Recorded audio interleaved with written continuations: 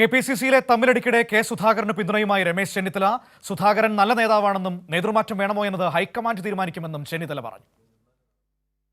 High command തീരുമാനിക്കേണ്ട കാര്യമാണ്. അതേ സമയത്താണ് അവർ തീരുമാനിക്കുന്നത്. എന്ത് വേണം എന്നുള്ളത് പാർട്ടിയാണ് തീരുമാനിക്കേണ്ടത്, ഹൈക്കമാൻഡാണ് തീരുമാനിക്കുന്നത്. എല്ലാവരുമായി സംസാരിച്ച് ഹൈക്കമാൻഡ് എന്ത് ചെയ്യണമെന്ന് അവർ തീരുമാനിക്കും.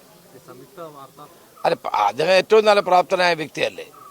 പക്ഷേ എന്ത് പാർട്ടിയുടെ പുനഃസംഘടനയുമായി ബന്ധപ്പെട്ട് എന്ത് ചെയ്യണം എന്നുള്ളത് പാർട്ടി ഹൈക്കമാൻഡ് തീരുമാനിക്കും. സുജു ടി ബാബു പത്തനംതിട്ടയിൽ നിന്ന് വാർത്തയുടെ വിവരങ്ങളുമായി ചേരുകയാണ്. സുജു, നല്ല നേതാവാണ് കെ സുധാകരൻ എന്ന് സർട്ടിഫിക്കറ്റ് നൽകുകയാണ് രമേശ് ചെന്നിത്തല.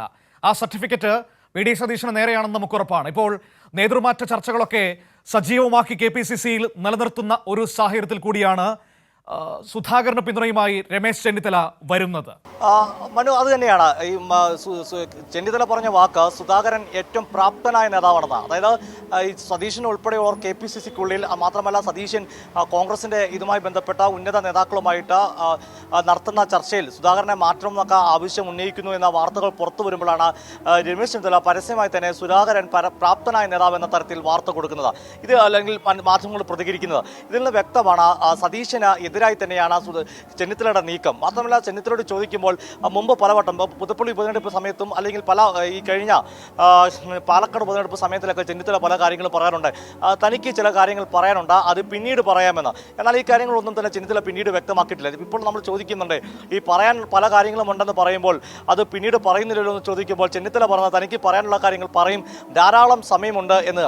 അതിൻ്റെ അർത്ഥം ചെന്നിത്തല ഇപ്പോഴും അസംതൃപ്തം തന്നെയാണ്. അതുകൊണ്ടാണ് ചെന്നിത്തല ഇപ്പോൾ സുധാകരന് പിന്തുണ അറിയിച്ച രംഗത്തെത്തുന്നത്. അതുകൊണ്ടാണ് സുധാകരൻ പ്രാപ്തനായ നേതാവെന്ന്. ചെന്നിത്തലയ്ക്ക് വേണമെങ്കിൽ ഈ സുധാകരനെ പറ്റി അഭിപ്രായം പറയാതെ ഒറ്റ വാക്കിൽ പുനഃസംഘടനമായ ചർച്ച സംസാരിക്കാൻ താല്പര്യപ്പെടുന്നില്ല, അത് ഹൈക്കമാൻഡ് തീരുമാനിക്കുമെന്ന് പറഞ്ഞ ഒഴിവാകാം.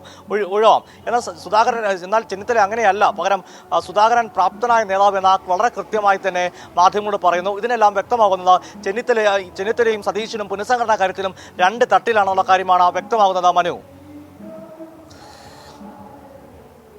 ശരി, സുജുവാണ് വിവരം നൽകിയത്.